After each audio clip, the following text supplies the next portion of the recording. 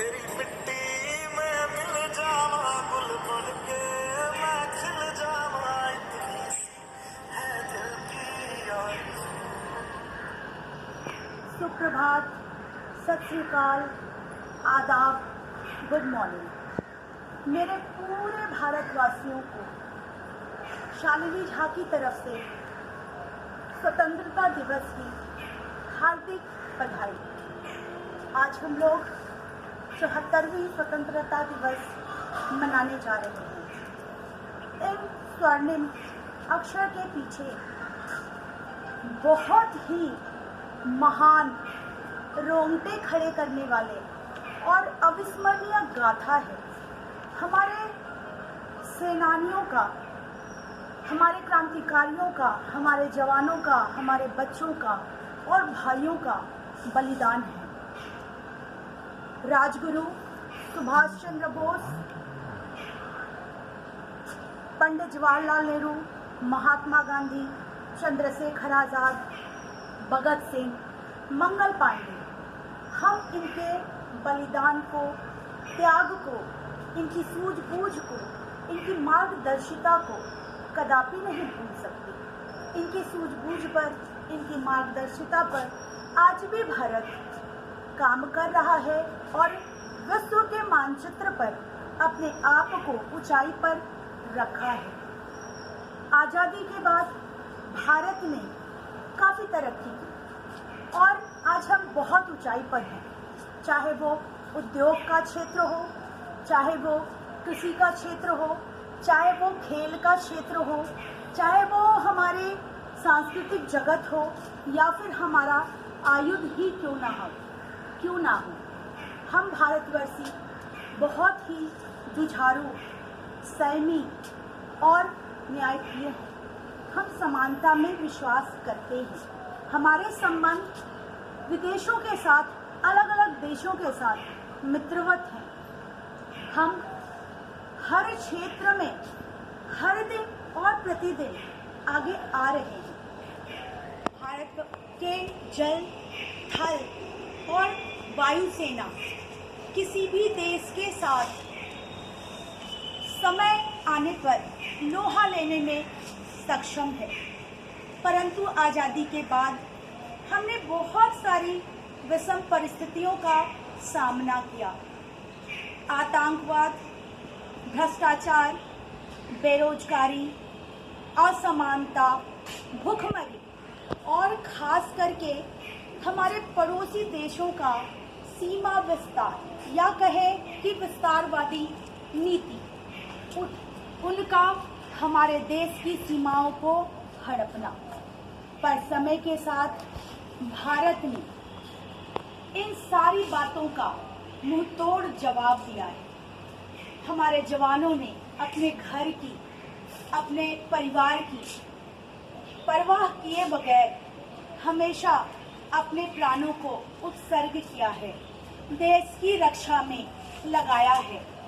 चाहे वो कन्याकुमारी हो, चाहे वो कश्मीर हो, चाहे वो गलवान घाटी हो, चाहे वो हमारा कोई भी एरिया हो, क्षेत्र हो, लेकिन भारत के जवानों ने, भारत के वीरों ने कभी भी अपने स्वार्थ को, कभी भी अपने लालच को, अपने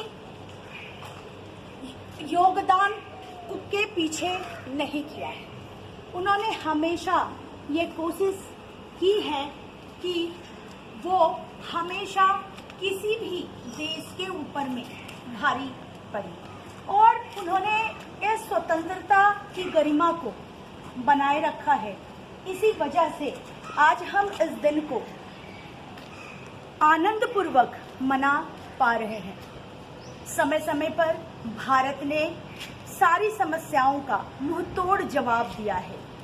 चाहे वो आज हम देख सकते हैं, गलवान घाटी का उदाहरण ले सकते हैं। चाहे वो गलवान घाटी हो, गलवान घाटी की घटना का जवाब भारत की शक्ति का और सामर्थ्य का परिचय देता है।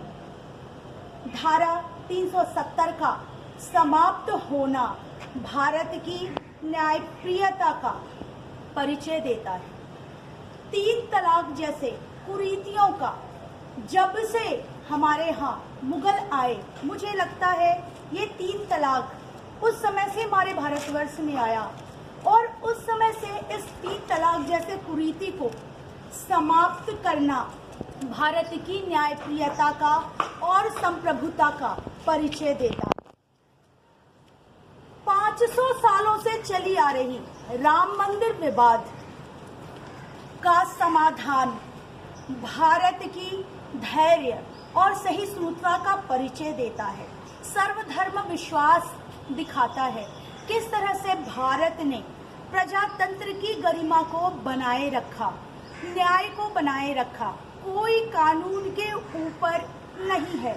अपने ही देश में बिल्कुल साफ साफ है, बाबर से बहुत पहले, बहुत पहले हमारे यहाँ राम जी का चरित्र है और उस चरित्र को जानते हुए हमारे यहाँ के लोगों ने अपने धैर्यशीलता का परिचय दिया और कानून को सबके विचारों से ऊपर माना।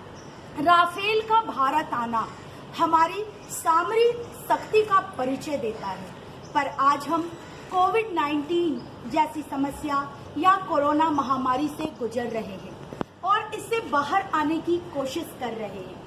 हम लोगों को, हम भारतवासियों को एकजुट होकर, एक साथ मिलकर, अपने अपने स्वार्थ को अलग रखकर ये कोशिश करनी चाहिए कि न सिर्फ हम इस परेशानी से बाहर आए बल्कि पूरे विश्व के लिए मार्गदर्शन करें। उनके लिए, जैसे कि हम कहते हैं कि भारत वसुधैव कुटुंबकम में विश्वास करता है, भारत के लिए पूरा विश्व परिवार है, तो हमें इस बात का परिचय देते, हमें इस बात को बनाए रखने के लिए इस महामारी में न सिर्फ अपने को बाहर करना है बल्कि पूरे विश्व को बचाना है। विश्व के लगातार मांग पर भारत ने दवाओं का निर्माण कर, दवाओं की अधिक से अधिक दवाओं के क्षेत्र में योगदान देकर अपनी मित्रवत व्यवहार को जताया है। आज जरूरत है कि हम सारे भारतवासी एकजुट हो जाएं और इस परेशानी से बाहर आएं। आतंकवाद, भूखमरी, बेरोजगारी और साथ में बाढ़ जैसी समस्याओं से भी आज हम भारतवासी बहुत बेतरीके जूझ रहे हैं।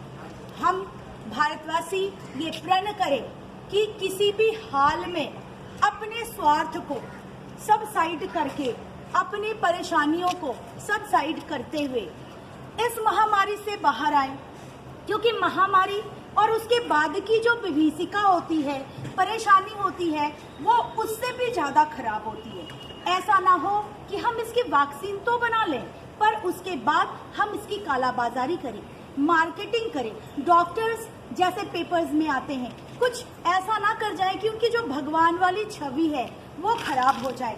टीचर्स जो बिना सैलरी के शायद काम कर रहे हैं, प्राइवेट और जो निजी संस्थान हैं उन जगह वो अपनी सहनशीलता को बनाए रखें। साथ साल भर 2 साल अगर हम कम सैलरी में, कम तनख्वाह में काम करते हैं तो उससे कोई फर्क नहीं पड़ता। आज जरूरत है हम सारे लोगों को देश के साथ खड़े होने की, और ये जिम्मेवारी हमारे युवाओं की और हमारे जवानों की ज़्यादा बनती है, क्योंकि उनके कंधे पर हमारे देश का, पूरा देश हमारे जवानों के कंधे पर टिका होता है। अंत में मैं आपसे यही कहना चाहूँगी कि भारत वसुधैव कुटुंबकम और मित्रवत व्यवहार के लिए सारी दुनिया में जाना जाता है। भारत की जल थल सेना हमेशा समग्र रही है और है। भारत लगातार कृषि और आयुध के क्षेत्र में, हर क्षेत्र में आगे बढ़ रहा है। इसीलिए मैं तो यही कहूँगी कि जब जब जन्म लूँ भारत में ही जन्म लूँ और बेटी बनकर ही जन्म लूँ, क्योंकि कहा जाता है जननी जन्मभूमिश्च स्वर्गादपि गरीयसी। जन्मभूमि का और माँ का, मातृभूमि और माँ का स्वर्ग से भी ऊंचा स्थान है। बस लास्ट में, अंत में मेरी आपसे यही प्रार्थना है कि दिल दिया है जान भी देंगे, ए वतन तेरे लिए, हम मरेंगे और जिएंगे, ए वतन तेरे लिए।